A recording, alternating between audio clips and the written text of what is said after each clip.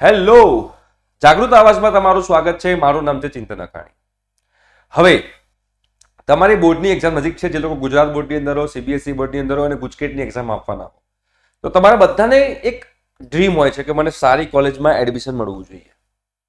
તો એના માટે આપણે 300 માંથી કેટલા માર્ક્સ હોવા જોઈએ તમારે પીસીએમ 100 જે છે એમાં, અને ગુજકેટમાં તમારા આઉટ ઓફ 120 કેટલા માર્ક્સ હોવા જોઈએ જેના કારણે તમે લોકોને સારી કોલેજમાં એડમિશન મળી શકે. સારી કોલેજ મીન્સ આપણે ડીઆઈઆઈસીટી છે, નિરમા છે, રાઈટ, એલડી છે, એવી કોલેજોને આપણે સારી કોલેજો ગણી શકીએ છીએ જ્યાં આગળ પ્લેસમેન્ટ સારા થાય છે. તો આ હવેથી કેમ કે ગુજરાત સરકારે બેટા એક એવો ડિસિઝન લીધેલો છે કે બધાએ પેપર લિબરલ ચેક કરવું. આ પેપર લિબરલ ચેક કરવાને કારણે હવે મેરિટ બહુ હાઈ જઈ રહ્યું છે. તો એના માટે તમારા લોકો પહેલેથી તમારો ટાર્ગેટ હોવો જોઈએ કે તમારે 300 માંથી કેટલા માર્ક્સ લાવવા અને ગુજકેટમાં કેટલા માર્ક્સ લાવવા.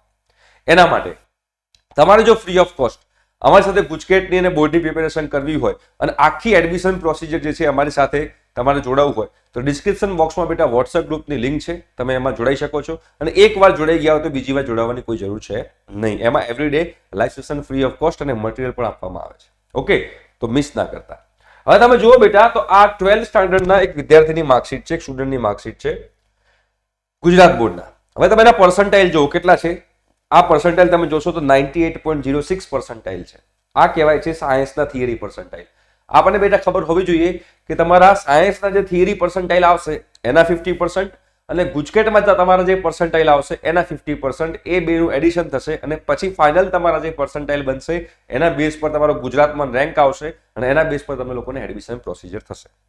તો તમે જુઓ એના 98.06 પર્સન્ટાઇલ છે, પણ આ પર્સન્ટાઇલ લાવવા માટે એને આઉટ ઓફ 300 કેટલા માર્ક્સ લાવેલા છે.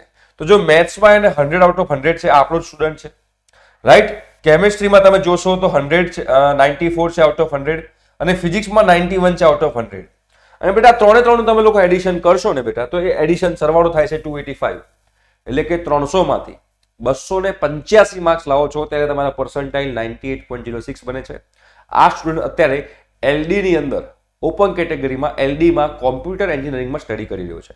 તમારે જો નિરમા કે ડીઆઈઆઈસીટીમાં જવું હોય તો આના કરતાં પણ વધારે માર્ક્સ લાવવા પડશે. એ તમારે ધ્યાનમાં રાખવું પડે જો તમારે સારી કોલેજ ટાર્ગેટ કરી રહ્યા હો તો.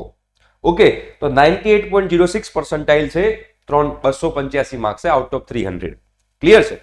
હવે આપણે વાત કરીએ ગુજકેટની.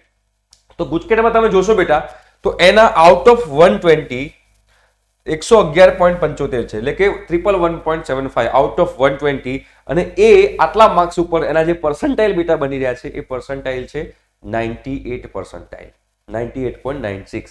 તો જે આ ગુજકેટના પર્સન્ટાઇલ છે બેટા એના 50% અને આ જે સાયન્સના થિયરી પર્સન્ટાઇલ છે બેટા એના 50%, એ બંનેનો તમે એડિશન કરો અને જે તમારા પર્સન્ટાઇલ બનશે એના બેઝ પર મેરિટ બનશે ને એમાં તમને એડમિશન મળશે.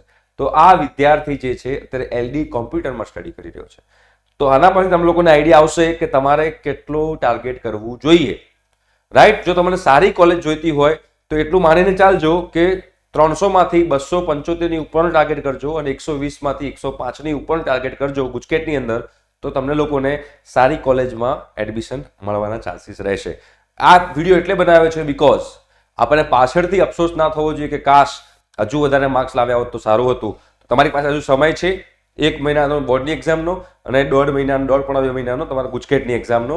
તો બરોબર મહેનત કરો, ચોટી બાંધી લો અને ભણવાનું ચાલુ કરી દો તો તમને લોકોને આઈડિયા આવશે. અને બેટા વોટ્સએપ ગ્રુપમાં જોડાવાનું બાકી તો જોડાઈ જજો અને બેટા ચેનલને સબસ્ક્રાઇબ કરવાની બાકી તો એ પણ કરી દેજો, બેલ આઇકોન દબાઈ દેજો જેના કારણે આખી તમારી ગુજકેટની અને એડમિશન પ્રોસિજરનો એક પણ વિડીયો તમારો મિસ ન થાય અને એડમિશનમાં તમને કોઈ જગ્યાએ મિસ્ટેક ના થાય એના માટે. ઠીક છે બેટા, thank you so much, bye bye.